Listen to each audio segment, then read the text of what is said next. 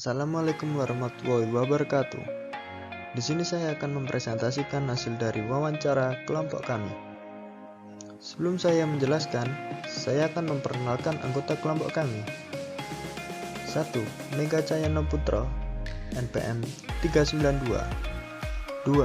Mufarij Al-Kahfi, NPM 389.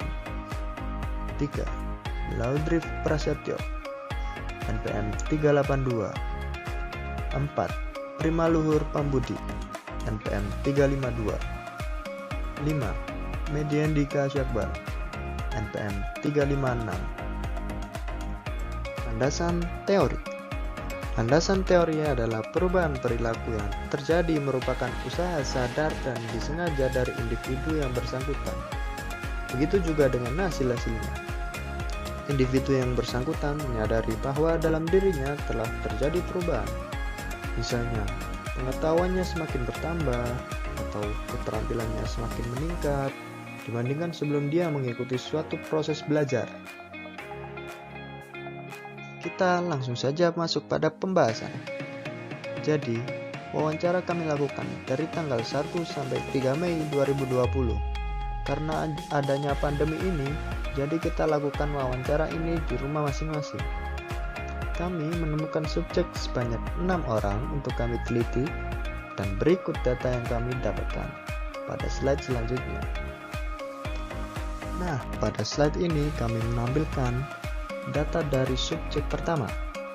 Seorang perempuan berinisial Y dan berumur 55 tahun. Beliau bekerja sebagai PNS. Di tengah pandemi ini, beliau yakin jika vitamin dapat meningkatkan imun tubuh.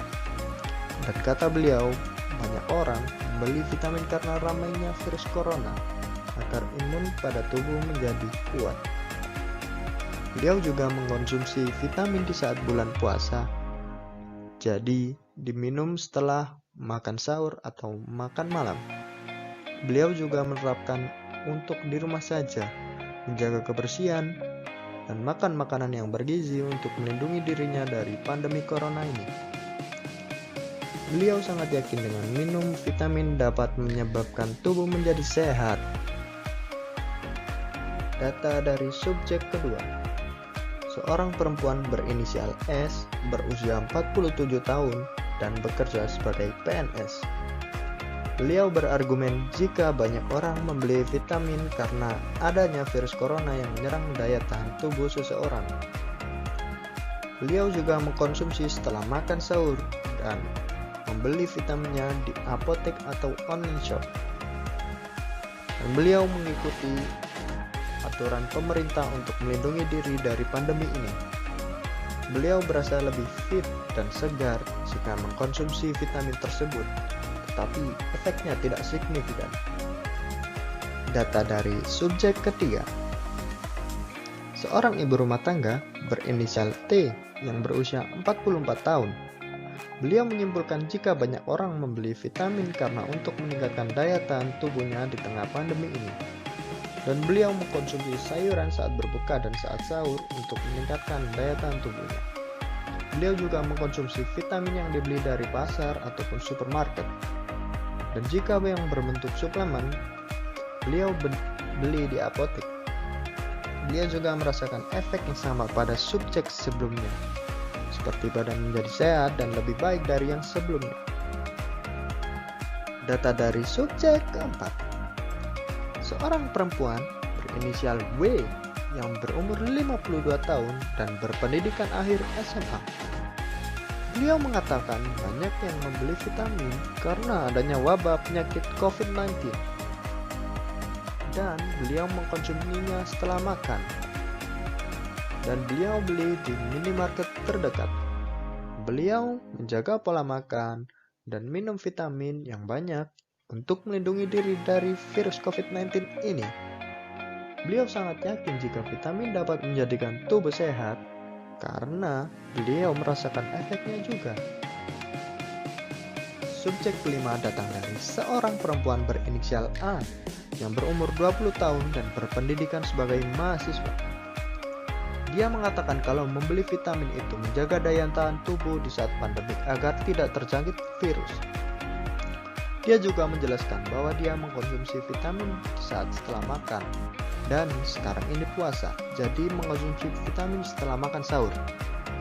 Dia mengatakan bahwa untuk membeli vitamin tersebut bisa di apotek ataupun supermarket besar. Dia juga merasakan efek setelah minum vitamin, yaitu sehat dan bugar. Nah, sekarang pada subjek terakhir. Seorang perempuan berinisial Do, 49 tahun, dan berpendidikan akhir S1, sarjana 1. Beliau mengatakan kalau membeli vitamin itu untuk menambah imun kita agar terhindar dari virus. Beliau menjelaskan bahwa mengkonsumsi vitamin saat sebelum tidur agar imun bekerja dengan maksimal. Beliau mengatakan bahwa membeli vitamin bisa di apotek terdekat.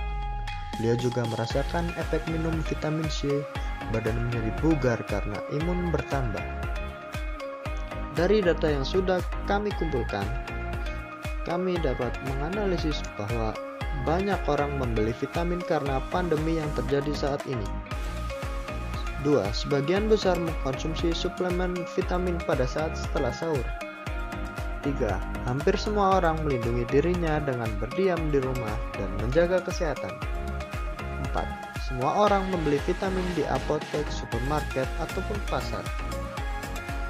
Kesimpulan yang dapat kami tarik dari data-data yang telah kami kumpulkan, di sini kita bisa menyimpulkan bahwa banyak orang yang membeli vitamin atau berbondong-bondong untuk membeli vitamin pada saat pandemi ini terjadi.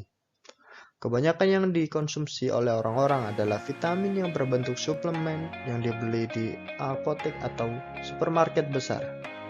Dan hampir semua orang melindungi diri dari virus dengan cara berdiam diri di rumah dan menerapkan pola hidup sehat agar tidak terjangkit virus.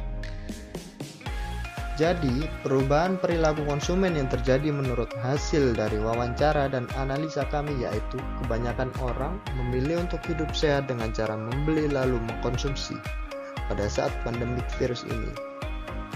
Sehingga pola hidup sehat diterapkan dengan minum vitamin rutin dan pola hidup sehat untuk terhindar dari virus COVID tersebut. Dan hikmahnya adalah semua orang akhirnya peduli dengan kesehatan masing-masing individunya sendiri, agar hidup dengan sehat dan harapannya bisa beraktivitas seperti biasa ketika pandemi sudah usai. Sekian dari presentasi kelompok kami. Terima kasih. Stay safe and stay at home. Wassalamualaikum warahmatullahi wabarakatuh.